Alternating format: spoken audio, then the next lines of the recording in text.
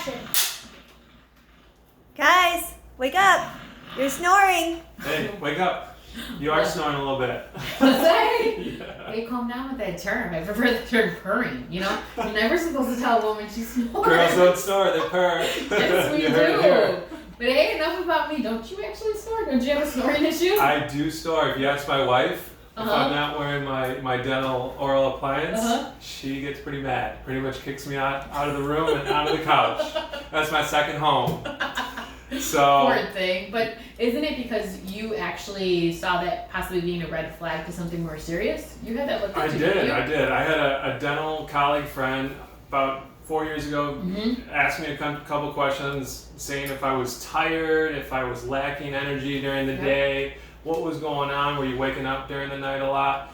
And I was like, yes, I mean, I'm not feeling myself. Like, Yeah. I do not feel like 100% in the mornings or Not throughout the feeling day. good, looking good, performing good. Those Yeah. are all signs then. It's completely true. And I took a sleep test, which is a medical thing you go in for, polysomnograph, and it kind of opened my eyes to what was going on. Yeah. So how would you define sleep apnea? Like, how did you fit that bill? What's the definition of sleep apnea so we can share with all our viewers? So sleep apnea or hypopnea is either the total cessation of breathing momentarily, and this could be multiple occurrences throughout the night, Sure. where you have this blockage of your airway, which is pretty much the start from your nose, your throat, all the way down into your lungs. Yeah.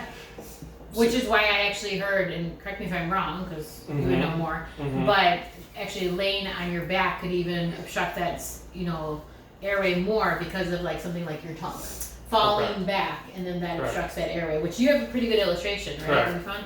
So we got a nice picture here, and it's a gentleman lying on his back, and it's pretty much a cross section of his face, showing you how the tongue, once you're laying backwards, kind of everything gets really loose and flaccid when you're sleeping. You get really relaxed.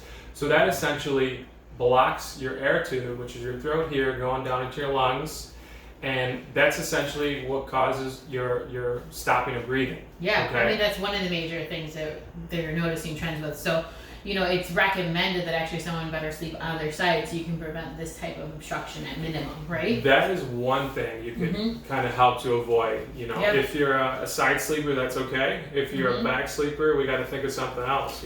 Yeah. There currently are two modalities to treat sleep apnea. Yep. One being, what do we got here? The gold standard, which is what your medical provider would say, hey, you have this level of sleep apnea. This is going to be the best way to take care of it, and this is what they refer to as a CPAP mask, right? Yeah. So pretty much, go ahead. It's a positive airway pressure. So essentially you are blowing air down your nose constantly throughout the night. So you're getting that oxygen saturation that you need. And people who can't breathe, this helps because you're ensuring that you're getting that air going down into your lungs regardless of what kind of anatomical or breathing resistance you have upstream. Exactly. So this involves literally wearing this face mask Look with how all these comfortable he tubing. is.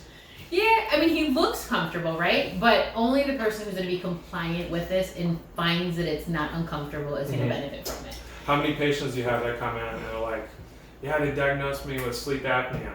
Yep. And what do they say about that? Most of the time, They try this and it's just not working for them. Yeah. So when that ends up being the conversation, then it's like, well, we got to do something. So what can we do for you so that you're still treating your sleep apnea? Because we need to help everyone, improve their quality of life. Because obviously, a compromised sleep is no good quality of life, right? Talked about performance, talked about, affecting how you feel, look, and everything like that. And that's when the oral appliance comes into play, which is what you currently use, right? Yeah. So I actually use this device. It's from a company called Somnomed. And it's an Australian-based company, but they have a factory in Texas. That's where they take all their U.S. orders here. So essentially, it's like a mouth guard. There's a mouth guard for the top, and there's a mouth guard for the bottom, and they essentially come together like this. Okay, and we can titrate them. There's little lug nuts in here that help me advance my jaw if I need a little bit more of a protrusion to open up my airway. So if I don't think I'm breathing sufficiently at night and the doctor says, hey, pump it up a little bit, this will kind of pop out my chin more so that airway back here is open and I'm breathing efficiently. Main goal of an oral appliance for sleep is to maintain an open, unobstructed airway. Okay, so that's what these are achieving. And there's several different designs. This just happens to be what works for you. This is one. But that's why it's important for us to figure out what works best for each individual's needs. Correct? Yes, there's so many out there, and every day they're making more of them. Yeah, and so we both help patients kind of figure out, is there something more going on to the snoring? Is that a flag to having some sort of sleep disorder? Yeah. Helping our patients get the proper evaluation they need so we can figure out what form of this we're treating. Are we just figuring out, do they need a snore guard? Yeah. That exists, maybe it's not sleep apnea. We just need to figure out a snore guard so our bedtime partner is not crazy like Magali was going crazy. Yes. Or is it a sleep apnea that we need to figure out, okay, why don't we try out the gold standard first, and if that doesn't work for you, we are going to figure out something with an oral appliance, right? And one recent study that doctors have actually discovered about the CPAP is actually by constant use of this, your brain actually forgets how to breathe itself, because you have this machine that's essentially breathing for you.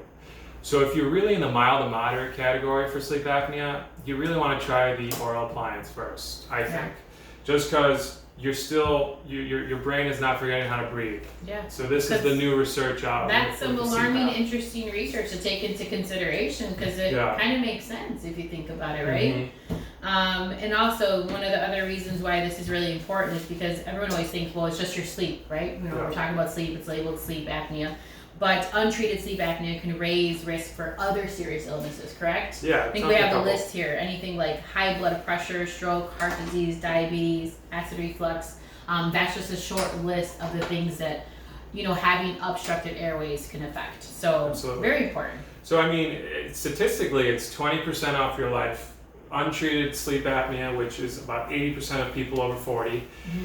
It takes 20% of your life. If you're not going to do it for yourself, do it for your kids, do it for your family, because they care, okay? Yeah. And guys are twice as or more likely to have sleep apnea problems. Read that than women. too. Okay. So definitely, it's important that we screen, but then also if you feel like you fit this to any degree, making sure you discuss this with your oral provider.